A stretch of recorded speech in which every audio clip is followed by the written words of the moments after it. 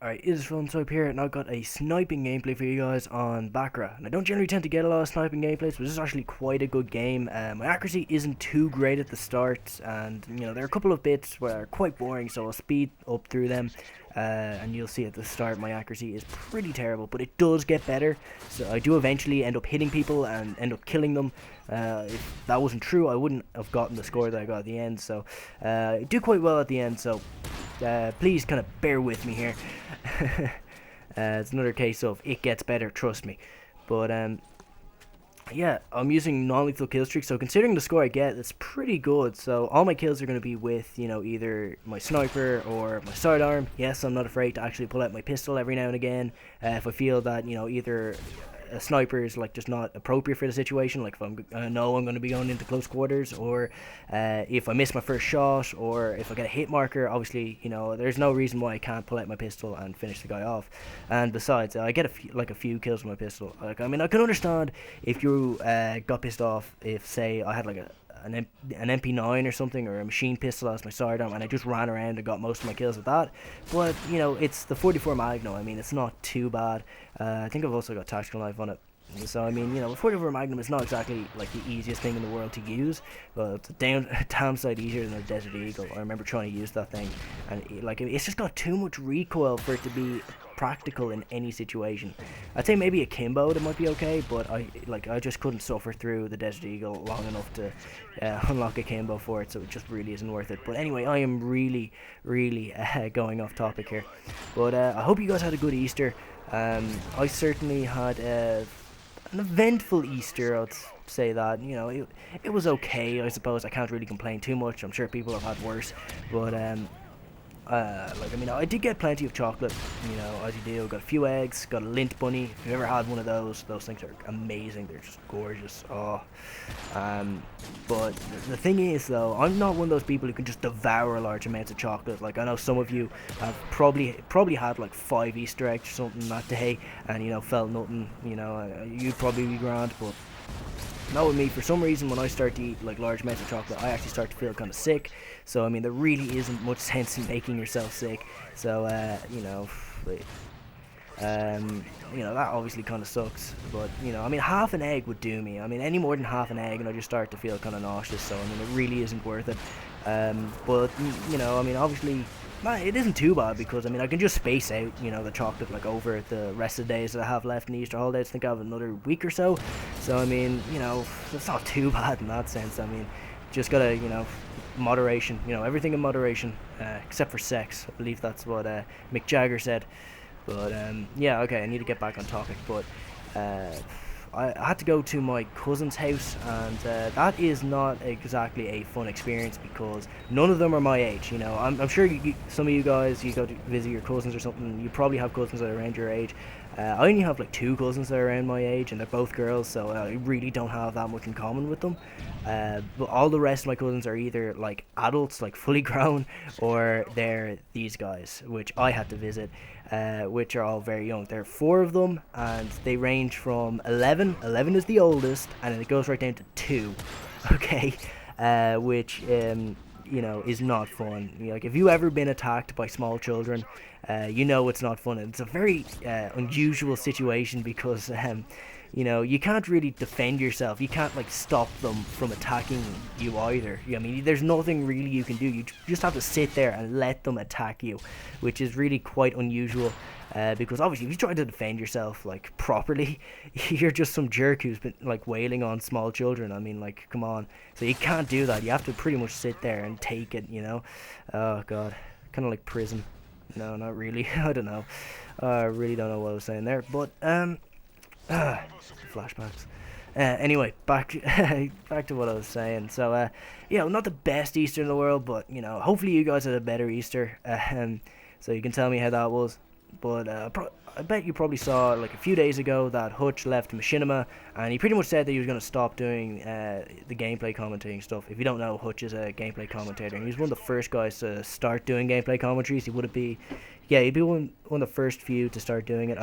I'm not sure if he was the first person to post a gameplay commentary.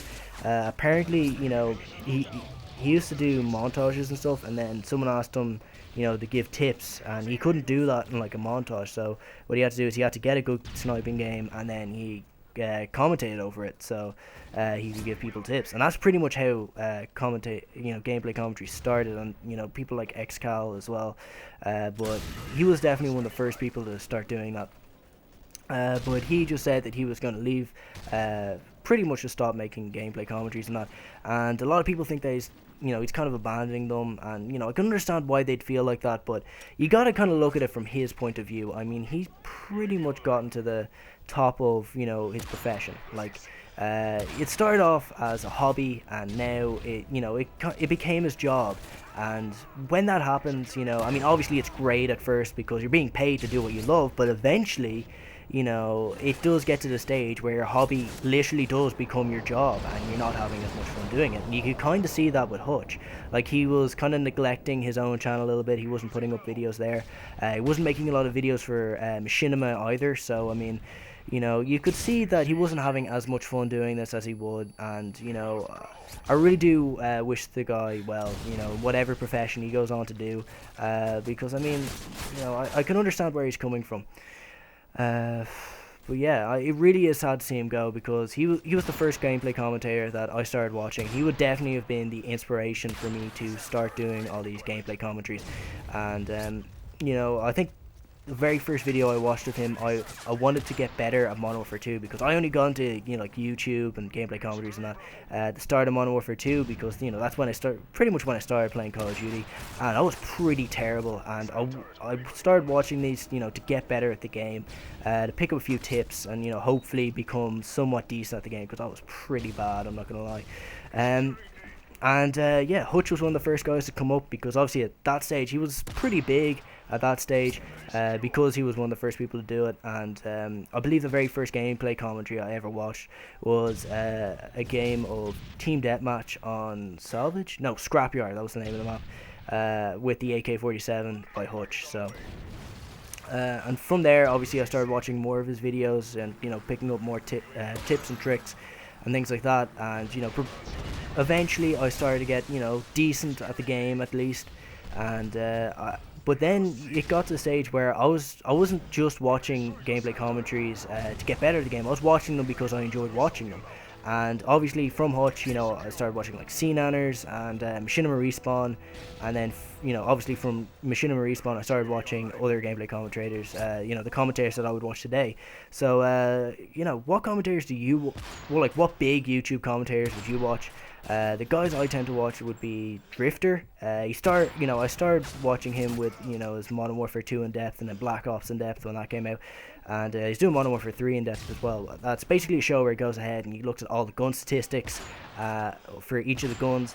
So I found that really interesting at the time. And from there I checked out his channel, and I watched like a really personal like commentary. It's like he puts up a lot of personal stuff, and some of those commentaries can go on for easily like half an hour, 40 minutes. I remember he had a series where he was describing this like big long dream that he had, which was completely batshit crazy. And I mean, there were like maybe 5-6 episodes of that, and each of the episodes would be like half an hour long. And like the fact that he was able to, but his storytelling was so engaging, and the fact that he could keep my attention for that long, really just showed me that he deserved a sub. The other guys I'd watch would be like BTRSlowburn and Sniping, purely because those were the two main guys who were putting up, beastly sniper gameplays in Black Ops. iPhone Star for Hire would be another guy. He puts up a lot of used to do a lot of Call of Duty. He's moved more into Battlefield. And then, obviously Kevin, started watching him because of the How to Annoy series. I'm pretty sure that's why most people started watching him. Who else? A guy actually that I only started watching recently be Booman64. I mean, his voice is just absolutely godlike, and his gameplay is pretty beastly as well, so you definitely should check him out.